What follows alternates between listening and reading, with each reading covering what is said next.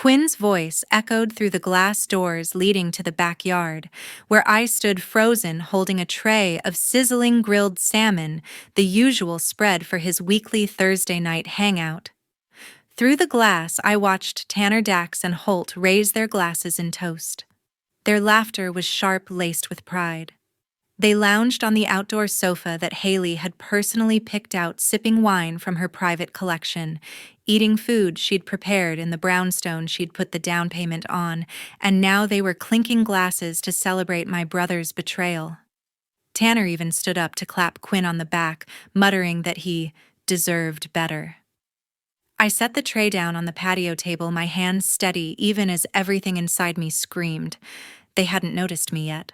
In those 30 seconds, I watched my own brother accept praise for plotting to push the woman who had built everything they were enjoying into the arms of Nash Whitaker, that notorious Manhattan playboy, just to bail his mistress Ember out of her massive gambling debts.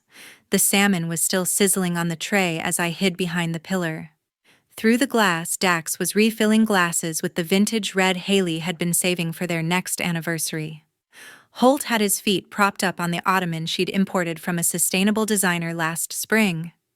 They looked perfectly at home in her success, celebrating the scheme to steal half the sustainable fashion brand she'd built from nothing. "How long have you been planning this?" Tanner asked, leaning forward like he was about to hear a master stroke. Quinn swirled his wine confidence bordering on cruelty. "Ever since Hayley landed that big retail deal. She thinks she's untouchable now. Her ego's gotten unbearable." That deal, the one Hayley pitched alone while Quinn was off networking at some party. The one that tripled their revenue and put the brand on every major eco-fashion list. "You built this brand from a Brooklyn garage, man." Holt said, buying it completely as always. "She just got lucky riding the green wave." I watched Quinn nod, swallowing the lie like it was gospel. As if he hadn't been the one hopping from one failed side hustle to another, while Hayley pulled all-nighters sourcing organic fabrics and opening their first flagship store. The plan was simple. Quinn continued, his voice low with excitement. "Get Nash involved. One compromising photo at the right event, and the scandal takes care of the rest. No judge would side with her after that. And Ember gets clear of debt without dragging us all down." My phone buzzed. A text from an unknown number. "Check your brother's Thursday nights. You need to know what he's really planning." Quinn took another sip, his voice dropping even lower, forcing me to strain to catch every word. "It started at one of those launch parties in Manhattan last fall," he said, leaning back in his chair. "Nash was there throwing money around like confetti. I pulled him aside after a few drinks and laid it out. Hayley would be at the Spring Sustainability Gala next month. All he has to do is turn on the charm, get close enough for the paparazzi to snap something compromising. One photo in the right tabloid and the scandal spreads across fashion blogs before anyone can react." Tanner nodded slowly, eyes narrowing with interest. "Smart. The industry devours that stuff. Eco-fashion queen caught with a playboy retail partners would drop her faster than last season's trends." Quinn smirked. "Exactly. She loses credibility, the board questions her judgment, and when I file for divorce, no one sides with the woman who ruined her own reputation. I walk away with my share intact." "May." Dax refilled his glass. "And Ember, how do you keep the money trail clean for her debts?" "I've already been siphoning small amounts from the marketing budget," Quinn replied, glancing at his phone casually. "Framed as consulting fees for her influencer work. By the time anyone notices, her Atlantic City markers are paid off, and she's in the clear. Nash gets his ego stroked thinking he's part of some grand scheme. He has no idea he's just a pawn." Holt chuckled darkly. "You're playing this perfectly. Hayley's been acting like the brand revolves around her anyway. Remember when she turned down that fast fashion collab, said it wasn't aligned enough? Who funded those early samples, huh?" Quinn's face darkened. "She just got hot riding the sustainability wave. Organic cotton, recycled polyester trends anyone could chase. But I'm the one with real vision. Without me handling the networking, those big retailers never would have looked twice. Before we dive deeper into Hayley's story, thank you for joining me on this journey. If you believe no one should be betrayed by the person they've sacrificed everything to build a life with, hit that subscribe button right now. It's completely free, and it helps bring more stories of strength and justice to light. Now let's keep going. I stood there hidden, feeling the words hit like punches. They were rewriting everything, turning Hayley's years of grinding into some lucky break while painting Quinn as the overlooked genius. It wasn't luck.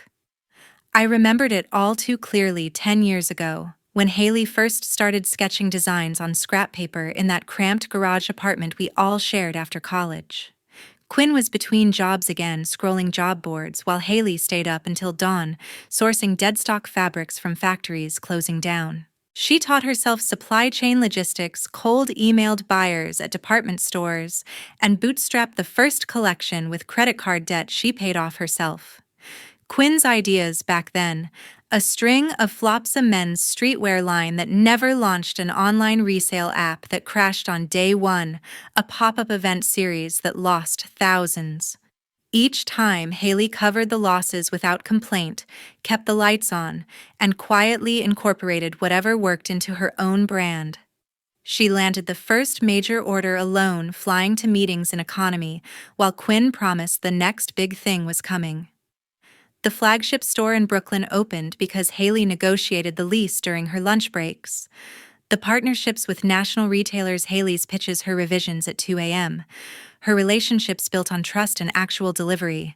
And Ember Quinn met her at some after-party 6 months ago, right after Hayley's line debuted at Fashion Week, to rave reviews. Suddenly, my brother had someone who made him feel important without challenging his stories. Someone who spent recklessly and dragged him into covering her messes. Now he was willing to torch Hayley's reputation, the brand she poured her life into, just to keep that illusion alive.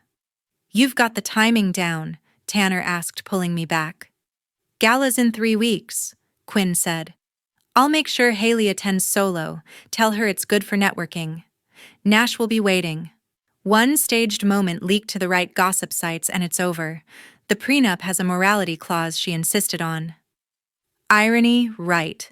Dax raised his glass. To cleaning up messes the smart way. They clinked, laughing again, completely unaware I was hearing every calculated step.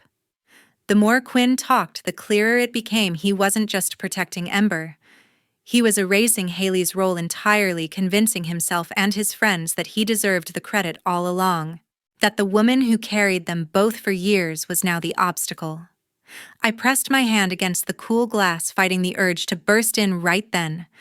But something held me back. I needed to hear how far this went. Quinn lowered his voice further. "Once the photos hit, I'll have lawyers ready. Claim emotional distress, divided assets. The brand stays viable under new leadership, mine. Hayley walks away disgraced and no one questions why." Holt leaned forward. "What if she fights back?" "She's not exactly passive." Quinn waved it off. "She won't see it coming. She's too busy playing savior of the planet to notice what's happening at home." That was the moment the full weight settled in. My brother, the one I'd looked up to growing up, was orchestrating the destruction of the person who'd done more for our family than anyone. All because his ego couldn't handle standing in her light. I couldn't stand there for one more second. I shoved the glass door open and stepped onto the patio, the cool night air hitting my face as every head snapped toward me. The laughter died instantly. "Why wait another year?" I said, my voice cutting through the silence. "Quinn, you're not worthy of Hayley. What you're planning is disgusting." Quinn's glass froze halfway to his lips, wine sloshing against the rim. His face went from smug to pale in a heartbeat. Tanner dropped back into his chair like he'd been punched. Dax and Holt stared at the table, suddenly fascinated by their plates. Brynlee Quinn started standing too fast, knocking his chair backward. "You weren't supposed to hear any of that. It's just guy talk, nothing serious." "Nothing serious," I repeated, stepping closer. You're talking about ruining my sister-in-law's life, and you call it guy talk. Hayley appeared in the doorway behind me, still in the simple linen dress she'd worn home from the studio. Her arms were crossed, but her face stayed perfectly calm like she'd walked into a regular Thursday dinner. I already know part of it, she said quietly, eyes locked on Quinn. I've known for 2 weeks. Quinn spun toward her, panic flashing across his face. What are you talking about? Hayley didn't raise her voice. An anonymous message. Screenshots of your group chat. Enough to make everything clear. Tanner cleared his throat, staring at the ground. That was me, he said, voice low. I sent them. 2 weeks ago. I couldn't sit through another one of these nights listening to you plan it. My wife Courtney saw the messages too. She told me to do something or she'd leave. I'm sorry, Hayley. I should have said something sooner. Dax's mouth opened, then closed. Holt looked like he wanted to disappear into the cushions. Neither of them said a word, their faces drained of color. Quinn's shock turned to fury. He rounded on Tanner. You went behind my back. After everything, you're supposed to be my friend. I was Tanner, shot back, finally meeting his eyes. But this crossed every line. Hayley didn't wait for more. She turned and walked inside. I followed her upstairs, my heart pounding harder with every step. She pulled a small black suitcase from the closet, the one she used for overnight buying trips, and laid it open on the bed. She moved fast, folding the blazers she wore to buyer meetings, the silk blouses she'd designed herself, the jewelry she'd bought after every major milestone. From the bathroom, she grabbed her skincare bottles, the prescription sleep aids she'd started needing more, often lately. Everything went in with quiet precision. I stood in the doorway, useless for a moment, then stepped forward. Let me help. She nodded once. I took the dresses from her hands, the ones she'd worn to launch events, and laid them carefully inside. Neither of us spoke. The only sounds were zippers and drawers sliding shut. Downstairs, voices rose. Quinn shouting at Tanner, chairs scraping, someone muttering apologies that didn't matter anymore. Footsteps pounded up the stairs, uneven and frantic. Hayley zipped the suitcase closed. She slipped on a light jacket, grabbed her laptop bag, the one that held every contract, every supplier contact, every design file, and looked at me. I'm ready, she said. We walked down together.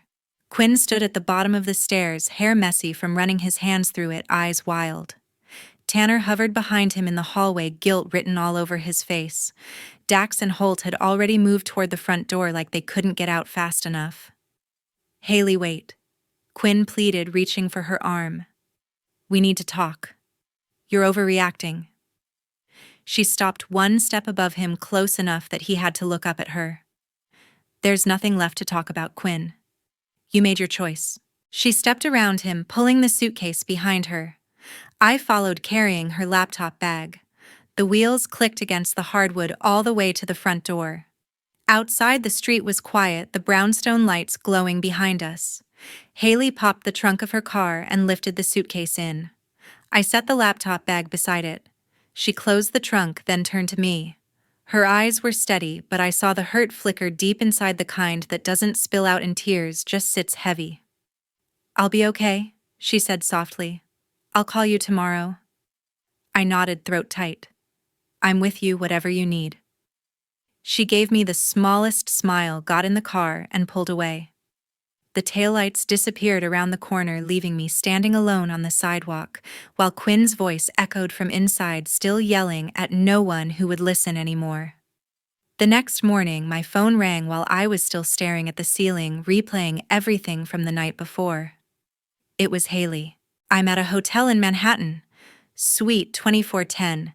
Can you come? I was there in under an hour.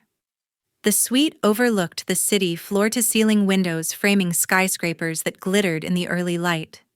Hayley sat at the small desk, laptop open, coffee untouched beside her. She looked like she hadn't slept, but her focus was sharp. I needed space that doesn't have his fingerprints on everything, she said as I hugged her. This works for now. We didn't talk about the night right away.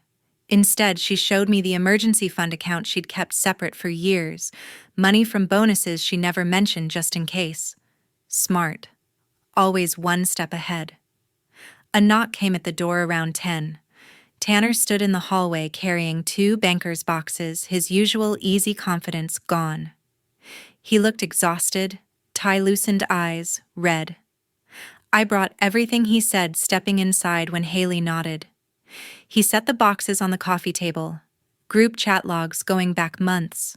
Bank transfers disguised as vendor payments. Recordings from my phone. Quinn laying out how to track your schedule, what to watch for with suppliers. Hayley opened the first box. Manila folders labeled in Quinn's handwriting, schedule monitoring, financial adjustments, reputation management. Inside were printed emails Hayley had sent about normal operations annotated with his notes, twisting them into something sinister. A late-night message about fabric delays became evidence of poor leadership. A request for input on a new line turned into proof of exclusion. The second box held audio files. Tanner played one on his phone. Quinn's voice, clear and casual, instructing the group on subtle ways to question Hayley's decisions in meetings, plant doubt with staff. I recorded after the 3rd week, Tanner admitted. Courtney heard one and said if I didn't stop enabling it, she was done. I kept going longer than I should have. This is me trying to fix that. Hayley listened without reaction, then moved to her laptop. Thank you, Tanner. This helps. My phone buzzed next. A message from an unknown number, Dax's wife. Attached were voice memos, Quinn bragging about meetings with Nash at exclusive clubs in Manhattan, laughing about how easy it would be to stage something believable. She'd started recording after overhearing Dax repeat the plans at home. Another message came minutes later from Holt's girlfriend. More files, Quinn, detailing how to leak stories anonymously once photos surfaced, ensuring Hayley looked unstable to partners. Hayley downloaded everything, organizing folders with precise labels, transfers, recordings, meetings. She cross-referenced dates, pulling company records to match suspicious withdrawals against Quinn's calendar. Look at this, she said, turning the screen toward me. Entries showed Quinn at the same Manhattan clubs on nights he'd claimed late supplier calls. Multiple overlaps with Nash's known hangouts. Her lawyer arrived around noon, Rebecca Sullivan, someone Hayley had consulted quietly months ago for general advice. Rebecca reviewed the files, asking pointed questions, building timelines. These transfers alone could trigger audits, Rebecca said. Combined with the recordings, it's fraud. We have enough for an emergency injunction if needed. Hayley nodded, adding documents from her own drive contracts she'd negotiated, solo revenue reports, showing growth tied directly to her initiatives. Proof the brand's success was hers, not shared. Tanner lingered after Rebecca stepped out to make calls. I know this doesn't erase what I did, he said. But Courtney and we're done with Quinn. Whatever you need next, I'm in. Hayley met his eyes. I appreciate the evidence, Tanner. We'll see what happens. He left, shoulders slumped. Hayley turned back to the screen, fingers flying as she compiled the strongest case possible. I watched her work the way she categorized every piece without emotion clouding judgment. Whatever comes next, I said, I'm with you all the way. Family or not. Quinn crossed a line I can't ignore. She paused, looking up. Thank you, Brynlee. That means more than you know. By evening, the suite table was covered in organized evidence, digital backups complete. Hayley finally closed the laptop, exhaustion showing in the lines around her eyes. We're ready, she said quietly. A few days later, an emergency board meeting was called at the main office in Brooklyn. I arrived early, taking a seat in the conference room where Hayley had closed so many deals. Board members filed in, along with representatives from the largest retail partners, people who'd invested heavily in the brand's growth. Quinn walked in, last, suit pressed, trying for confidence that didn't reach his eyes. Hayley stood at the head of the table, projector ready.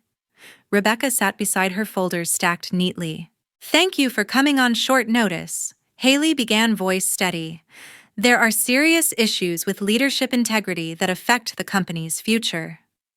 She clicked to the first slide screenshots of group chats detailing unauthorized transfers. These funds were moved from company accounts without approval, labeled as payments to non-existent consultants. Quinn shifted in his seat. This is a personal matter being blown out of proportion. Personal Hayley interrupted calmly, advancing to audio clips. Quinn's voice filled the room, outlining ways to undermine decisions, monitor movements, prepare for a divorce that protected his interests. Retail reps exchanged glances. One leaned forward. Are you saying company money was misused? Hayley played transfer records next timestamps matching Quinn's personal calendar. Over $200,000 rerouted, enough to cover private debts. Quinn's face reddened. These are fabrications. Hayley's unstable right now, emotional, lashing out. We can handle this privately. Rebecca slid documents across the table. Everything is verified. Bank statements, metadata on recordings. This isn't emotional, it's documented fraud. The door opened. Nash walked in casual in an expensive jacket, expression unreadable. Quinn froze. Nash, he managed. What are you doing here? Nash took an empty seat. Hayley reached out. Showed me messages where you promised investment returns that never existed. I thought I was helping a friend stage something harmless. Turns out I was the fall guy if things went wrong. Quinn's mouth opened, no words coming. You can't, I can. Nash cut in. She has proof of every conversation, texts, call logs from those club nights. You lied about the money, about the plan. I'm not taking the hit for your mess. Hayley clicked to the final slides, meeting logs confirming Quinn's solo contacts with Nash, no business justification. The intent was clear. Manufacture a scandal to damage my credibility with partners like all of you. A retail executive spoke first. We partnered with this brand because of Hayley's vision and ethics. If leadership attempted to sabotage that... Another nodded. We can't risk association with this kind of deception. Quinn tried one last time. They're twisting everything. Nash, tell them. Nash shook his head. I'm telling the truth, Quinn. You used me. Rebecca addressed the room. We're prepared to file for immediate removal and restraining orders on company access. The vote was quick. Hands raised one by one, unanimous. Quinn was out effective immediately. Hayley retained full ownership and control with provisions to protect the brand's integrity. Quinn sat stunned as members gathered papers. No one looked at him. He stood slowly, chair scraping loud in the silence, and walked out without a word. Hayley remained seated until the room emptied, then exhaled for the first time. Rebecca gathered the last files. It's done, Rebecca said. He has no legal ground left. Hayley nodded, but victory felt heavy. The company was safe, hers completely now. 6 months later, everything had completely changed. Ember didn't waste time. She filed a civil suit against Quinn for the old debts, plus interest, claiming breach of verbal agreements and fraudulent transfers. The case moved fast in New York courts. Discovery turned up messages and payments Quinn thought were hidden. With no company income to shield him, he couldn't settle. The judgment wiped him out, forcing bankruptcy just to stop the bleeding. Tanner was the first to go quiet. His number went straight to voicemail whenever Quinn called. Dax and Holt followed, blocking him on everything. No more invites to events, no responses to desperate texts. Their silence spoke louder than any argument. They wanted no part of the fallout. The hardest cut came from our parents. Mom and Dad had always treated Hayley like their own daughter, flying in for every launch, bragging about her collections to their friends. When the full story came out through court filings that hit industry news, they sat Quinn down in their living room upstate. I wasn't there, but Mom told me later. Dad laid it out, plain, the lies, the betrayal of someone who'd supported the family for years. They saw Hayley as the child who'd actually built something lasting while Quinn had thrown it away for selfish reasons. They stopped all financial help, the allowance they'd quietly provided for years. The emergency fund access, everything. You made your choices, Dad said. Live with them. Quinn tried calling me a dozen times in those first weeks. I let most go to voicemail.